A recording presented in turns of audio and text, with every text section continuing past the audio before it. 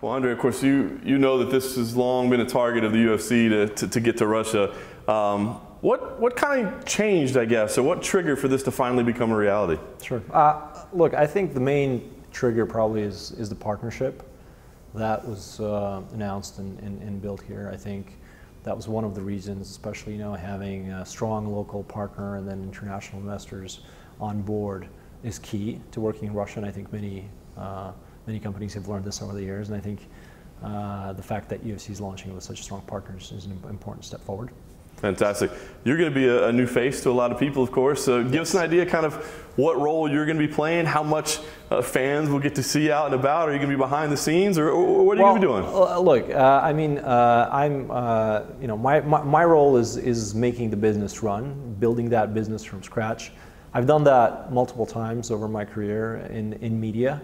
I'm not from the MMA industry, but I do have a lot of love for MMA. So I think, as time goes by, I think, you have to look at the actual results of things being done, and that is important rather than just, kind of being all over the place. So I think it's, for me professionally, this is a great new step and a way to prove that we can get this great, brand in a company to be in Russia and really to build and evolve here. Very cool. Talk about the strategy of the card. I mean, this has long been a target to come to Russia, and I think people thought maybe, hey, it'll be a big pay-per-view event. Instead it's a little bit smaller event on Fight Pass. Can you tell me what the strategy was and why ultimately that was a decision that was made to come with this card? Well, I think first of all, it's important. Russia is, as they call it, a world in its own. Inside, so there, and we're doing research, for example, at the moment, and we're seeing that there's just so much love for local names, and there are many, as you know, great fighters here. So I think one of the goals of developing this event was to have a lot of local names that would resonate with the people and with our fans. And I think the second part is obviously, I think there were some initially, if someone had any misconceptions about who was going to fight, for people who are, I think, well into MMA, they obviously understand that there's time zone differences, and that there, a big fight a big huge event is something that works for some time zones. And the event that I think we're going to have is for Russia is huge, because I think it's historic, it has local fighters, and it's great. I think long-time MMA fans, hardcore MMA fans, were very surprised when M1 Global was announced as a partner. I'm just curious kind of how that came about and what role they're going to be playing moving forward with the UFC, because obviously there was a time where those two brands were like oil and water. Yeah, I mean, look, we're not. There's talk obviously of this partnership, and I mean, we are cooperating, and I mean, it's great to have an extra, someone who can help in terms of local people from the local MMA scene. That's important. But I mean, we're obviously working with a number of local organizations, federations, and in building this. So I think that's just part of our market strategy, and we hope that this will continue, and it will help us expand the UFC brand in Russia. You're obviously entrenched in this market. I mean, we're just here for a couple days and observing the best we can, but give me your idea of the interest that this has generated. I mean, I don't know if there's any kind of tools that you've used to monitor or to regulate, but I mean, how would you gauge the interest in this event? Look, I think it's very simple. When we launched, I think it was pre-sales of tickets to this event. We had such a surge we did not expect, and to this day, it's still unbelievable, because people we work with from the events industry who do a lot of different events, different types of events, they're saying can we do this every week? This is amazing, and it's a first historic event, obviously. So obviously, there's a certain surge in popularity that comes with that. But I think it's just the interest is huge, and we're obviously doing research. We're monitoring social networks. We're working a lot with with our fans online, and we see that there's just probably from my estimation is about 53 million people in Russia, and men watch this usually on average per year. And then if you get into details of separate events, well, I don't know, it's 10, 20, 30, 40, 50 million, it's huge, so it's good. Very nice.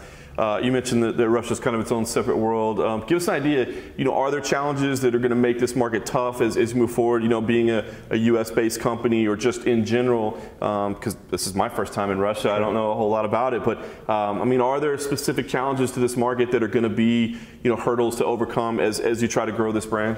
Well, every market has its peculiarities. Every country is a bit different. There are cultural differences, but exactly for that reason, I think first of all, the UFC hired myself. We're hiring a team.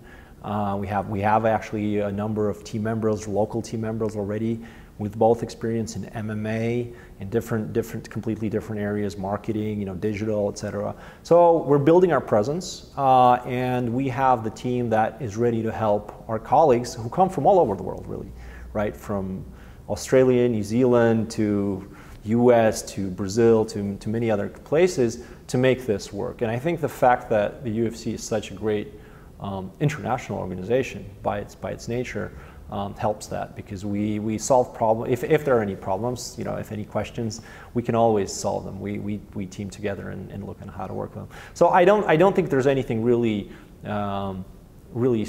separately special, but it is probably one of the big places in the world where there's so many fans and fighters, which is great.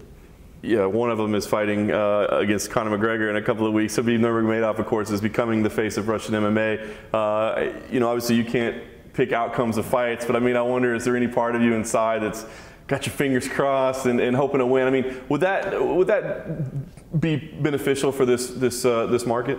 Look, the success of Russian fighters is obviously important for this market, but it's you can't we don't make those predictions. But I think that it's generally it's great when Russians win, because especially inside, because it creates that pathway, that mental pathway for people, like a dream, right? And so we always look at the ability to create that pathway for many young people who would go into MMA and become fighters. I think that's very important, and I think that's something we'll work with in the future to help a lot of these people a lot of our fans and fighters, especially who can grow, to become bigger and better.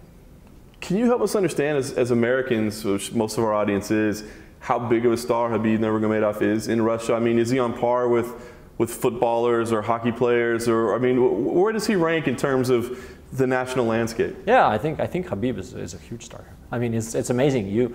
Sometimes you go into you go to speak to people who might not be familiar generally with MMA, but then when you say Khabib, it's kind of like it really helps. But Conor probably as well. So it's superstardom. It's great. No doubt.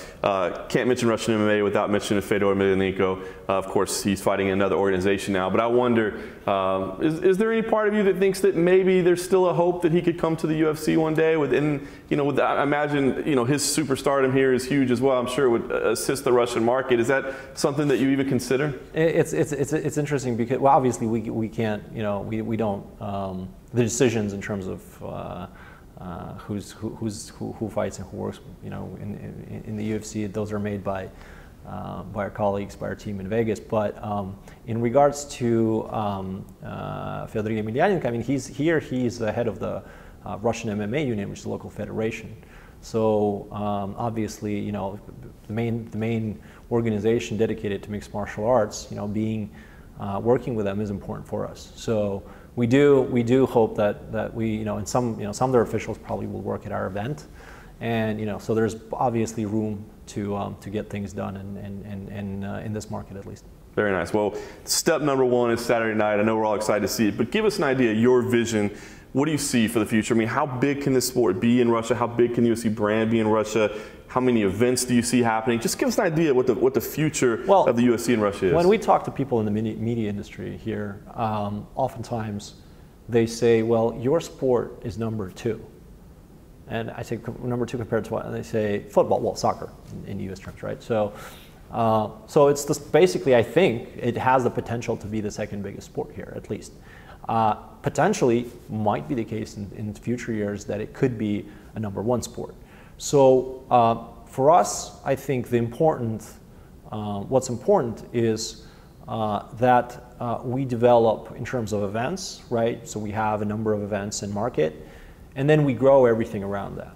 We grow the fan experiences, we grow the media part of it, we give the ability to people to buy their branded merchandise, we give them the ability to associate themselves with the brand and with the personalities around that brand that people connect to. So I think it's important for us to support that fandom and to help it grow even bigger. And I think it's in the modern age when shorter content works better, I think the fact that we have the ability to generate that shorter content, that may be in our favor compared to other types of sports.